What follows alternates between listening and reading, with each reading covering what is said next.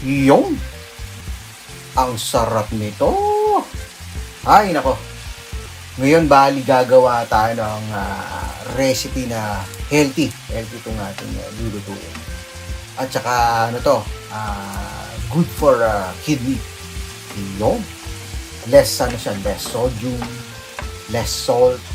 Pero, hindi natin isa-sacrifice yung lasa. Kailangan masarap pa rin. Hindi boring yung lasa, di ba? Yun yung purpose natin dito. Kaya today, gagawa tayo ng butter garlic fish. Yay! First, gagamit tayo ng bangus fillet. Yan, bali tinanggal na natin yung mga tinik-tinik. Pwede naman kayo gumamit ng ibang isda kung gusto niyo. Wala namang problema doon. Lagyan natin ng onting salt lang. Lagyan natin onting salt lang. Tapos, naglalagay tayo ng garlic powder. Yan. Spread lang natin. Black pepper. Yun. Onion powder. Yun, no? Diba? Yan, i-spread lang natin. Yan. Actually, mas ano to eh. Kaya dinamihan ko yung mga spices, mga herb spice na yan. Kasi less salt yung gagawin natin. Lagay din tayo ng flour. Okay lang yan, flour. Maglagay tayo kahit konti. Okay lang naman yan. Pwede kayong gumamit ng wheat flour kung gusto nyo. Mas healthy kung wheat flour yung gagamitin nyo. Kung talagang seryoso kayo dyan sa pagpapapayat nyo na yan, wheat flour pwede yun. Yan, nagdagan pa natin. Alternative na talaga natin ginagamit talaga yung herbs. Kasi babawasan natin yung asin. So, babawi para hindi boring yung lasa. Dadagdag dadagdag tayo ng mga variety ng mga herbs niya. Yan, okay na. Ipapansir na natin. I-set lang natin sa medium heat. Yan. Lagay tayo ng cooking oil. Konti lang, kahit na hindi naman deep fry ito, okay lang. Kasi non-stick naman yung ating kawali. Yan. Pag mainit na yung oil, salang na natin itong ginawa nating fish. Yun, no? Bali, lulutuin lang natin both sides yan. Kailangan lang siya mag-golden brown, di ba? Ganun lang. Simple. Yun, no? Pabalik tayo. Ayan, sakto, oh. Golden brown na. Mga 3 minutes 3 minutes ko pilaan yan. On both sides. 3 minutes ko niluto. Ito, okay na. Pagka masyado kasi dito, madadry naman yung isda nyo. Kaya okay na yung saglit lang kasi sasalang pa rin naman natin yung mamaya. So, set aside na natin. Tsaka ang isda, madaling maluto yan. Yun, no? I-set aside na natin. Tapos yan, magsalang lang tayo ng ibang kawali. Lagay tayo ng cooking oil. Yan. Tapos lagay tayo ng 1 teaspoon na butter. Unsalted butter ang ginamit natin, syempre. Kasi healthy yan eh. Kailangan healthy tayo, di ba? Tapos, tunawin lang natin yung butter. Hinaan nyo na yung kalan nyo pag ganyan kasi masunog yung butter. Hanggang masunog yung butter. So, pag ganyan, hinaan nyo na. Tapos, minced garlic. Damihan nyo na yung minced garlic. Mas okay, mas maraming garlic. Kaya nga, yun nga, di ba? Sabi ko nga, mag-less salt kasi tayo. So, babawiin natin sa ibang herbs na spice para mapalitan yung lasa ng asin. Tapos lagay tayo ng bell pepper. Itong bell pepper, okay dito. Bukod sa okay na lasa, okay pa yan sa kidney natin, sa health natin. Kasi mababa yung phosphorus niya. Yun yung dyan, yung importante dyan. kidney friendly itong mga nilalagay natin na ingredients. Yan. Okay na, mabango. Lagay tayo ng kamatis. Isang kamatis lang ang ginamit ko. Lutuin lang natin yung kamatis para lumambot. Yung medyo hinog na yung gamitin nyo para mas okay, mas malasa. Para kumatas. Yan, no? So, lagyan natin ng konting tubig, half cup of water lang para lang maluto yung tomato, para kumatas lang siya. So, lulutuin lang natin siya for 2 minutes. Tapos, balikan natin. Yan. Eto na, 2 minutes na. Ang bango. Yun, no? Tapos, lagyan natin na garlic powder, ground pepper, salt, and onion powder. Yun, di ba? Ganun din. Depende yan sa yung dami nung mga spices ko. Depende sa inyo kung anong gusto niyo lasa.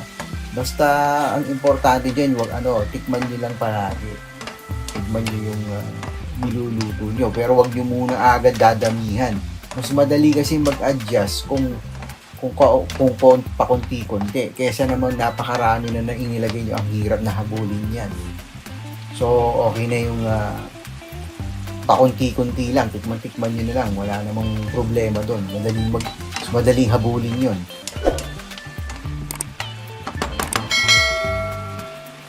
Tikman natin. Ayan, tikman natin yung sarap. Sakto yung sakto yung timplada natin. Dagdagan natin na konting tubig kasi lulutuin natin yung ibabalik natin yung isda dito para hindi lang ma-dissolve yung tubig agad. Yan, lutuin natin siya. Lulutuin lang natin siya for 2 minutes again.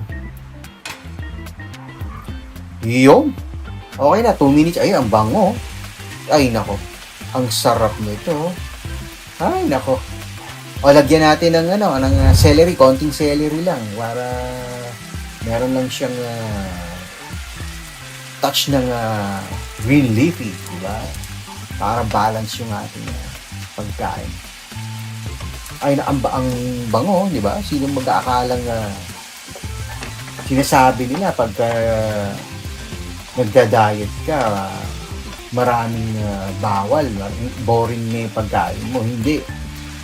Depende sa inyo. Kailangan lang talaga explore. Bigyan nyo lang talaga ng time yung pagluluto talaga.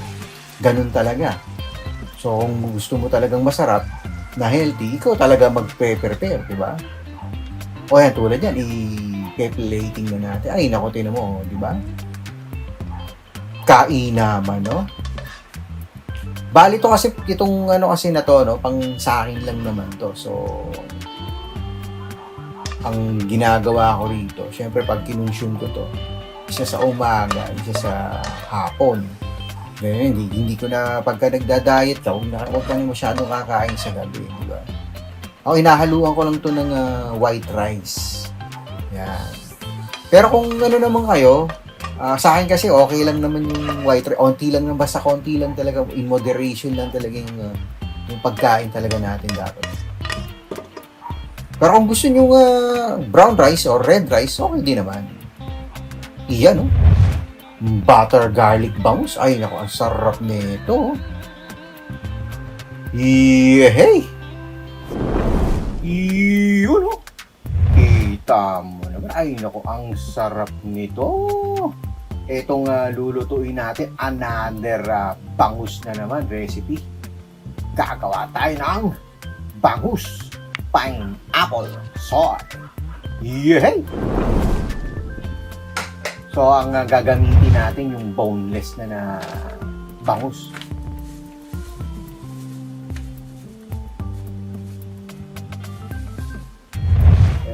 Lang natin, season lang natin ng salt. Yun, no? Konti lang nilagay ko. Tapos garlic powder. Medyo may bubu lang yung pero okay lang yan. Wala namang problema dyan. Guru, pwede naman yung ganyan. Okay lang. Tapos lagyan natin ng onion powder. Ikalat lang natin siya dun sa bangus. Yan. Sarap talaga pagka maraming spices. Diba? Tapos pati yung kabila, lagyan na rin natin. Bali ito, inano ko na rin, tinanggal ko yung kaliskis. Para suwabe lang, di ba? Nalagyan din natin ng garlic powder, yan. Saka onion powder ng kabila. So, okay na to. I-pan-seared na natin. I-set lang natin sa medium heat yung kalan. Yan. Tapos, lagyan natin ng cooking oil. Yun. Ayun, oh. Medyo mainit na. Kalat lang natin yung mantika para ano. Pero okay lang naman niya kasi ito yung mga aking ginagamit non-stick naman. So, okay lang na, konti lang yung mantika na gamitin natin. Pag mainit na yung mantika, syempre, lagay na natin yung ating bangus. Yun, oh. I-golden brown lang natin yung bangus. Yan. Okay na to, golden brown na. I-ano naman natin, baliktarin natin. Siyempre. Ganon din yung kabila. Kailangan, ano rin, golden brown din. Yan, tinuo. Malutong na. Okay na ako sa ganyan. Panalo tong dish na to. So, okay na. I-set aside na natin yung ating bangus. I-prepare na natin yung sauce.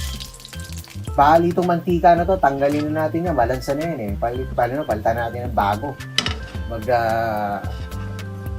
Sasangkot siya tayo ng panibago. Yan. Maglalagay tayo ng mantika ulit. Konti lang. Magigisa lang tayo. Gigisa tayo ng garlic. Yun, no? I-ano lang natin siya. Palalabasin lang natin yung aromatics niya. Pero huwag natin sunugin. Ito, okay na to. Lagyan na natin yung onion leeks. Ito yung ginamit yung onion leeks, yung stem. Yung stem lang yung ginamit ko. Saka lagyan na rin natin ng bell pepper. Yan. Iba pag may bell pepper. I-ano lang natin. Halo-halo lang. Sangkot siya lang yan. Napakadali lang, di ba?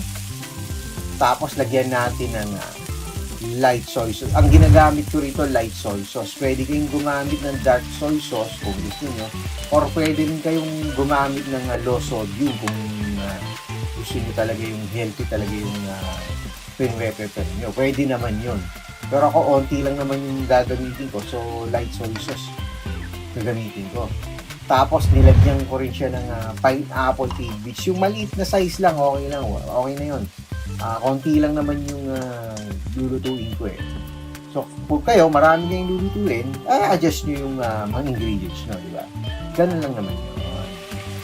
Tapos, lagyan natin ng half cup of water. Konti lang din para magsarsa lang siya. Yan. Mag-evaporate pa yun. Tapos, lagyan natin ng onion powder. Lagyan natin ng spice, garlic powder. Lagyan din natin. Lagyan natin ng ground pepper. Ito yung dyan, maglagay tayo ng konting honey para yung tamis niya may kick. May effect yan sa ating sauce, syempre. Iba yung pagka pinaghalo mo yung tamis ng honey tsaka ng alat ng soy sauce. Masarap yan. Tapos lalagyan mo pa ng konting pineapple. Panalong-panalo yan.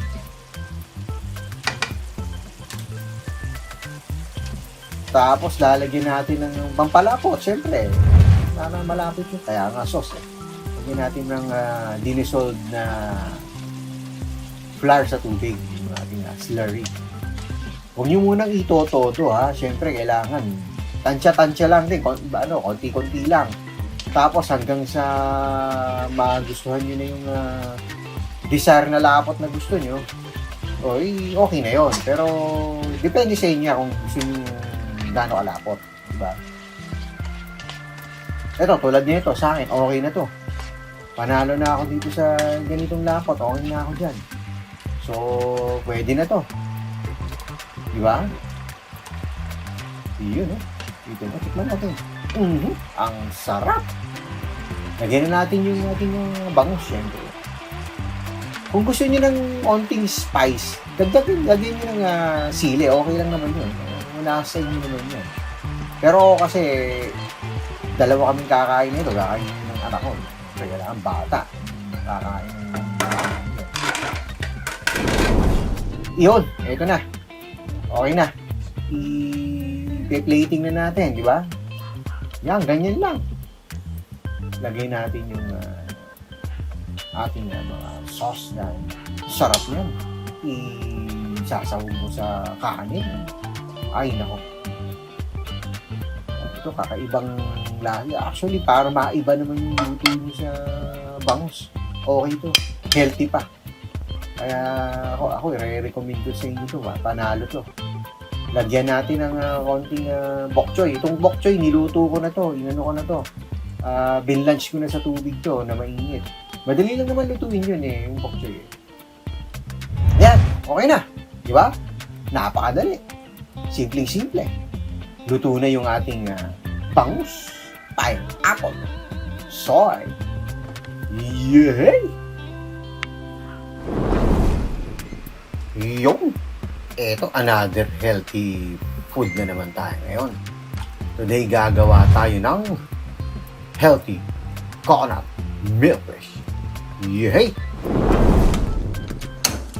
First step, ma-set lang natin sa medium heat yung kalan. Maglalagay tayo ng cooking oil. Painitin lang natin yung cooking oil, syempre. Bago natin isalang yung mga rekado.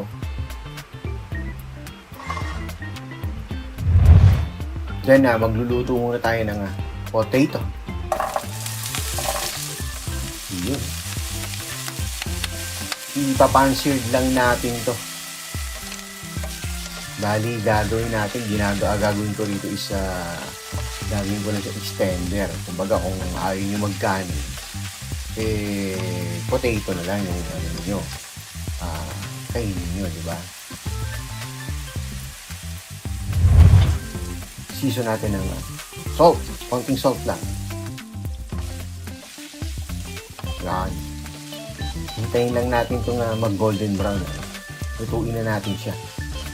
Yan.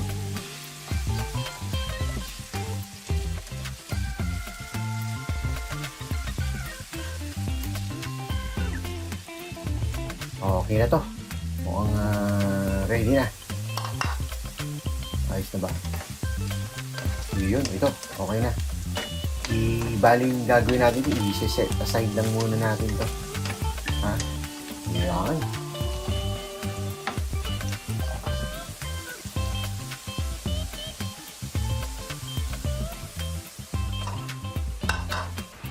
Tapos balik natin yung kalan. Ayan, yung natirang oil. Yun na rin gagamitin natin. Tapos magigisa lang tayo. Gisa tayo ng red onion.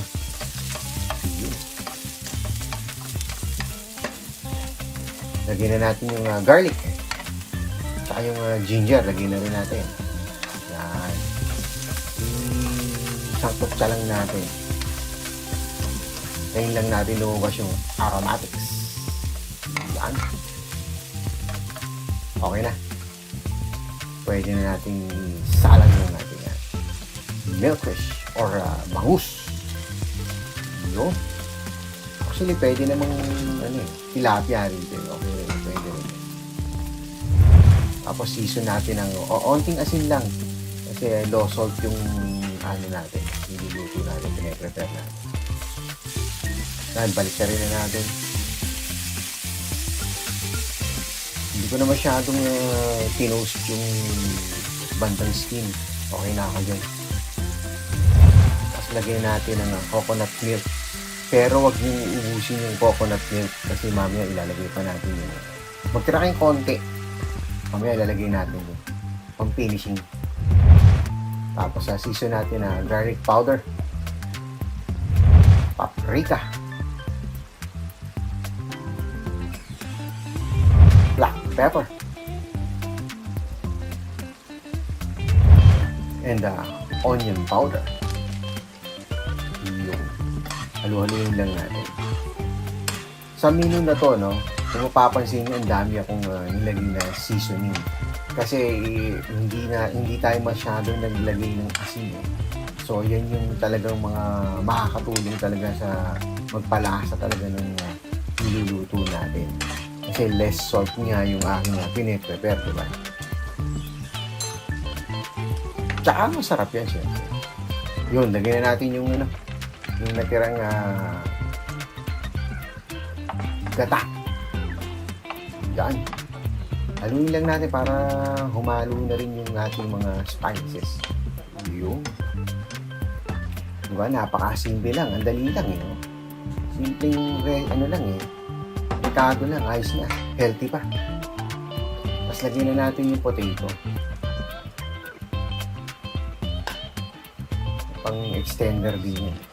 Tapos konting ceiling green yan. Para may extra spice. Masarap kasi pag medyo manghang eh. Diba? Tapos lagay tayo ng onion leeks. Yan. Ayos na. Okay na to. Patayin na natin yung kalan. Ayos na. Baka ma-overcook pa yan. Gawa na yung ating healthy coconut milkfish. Yay!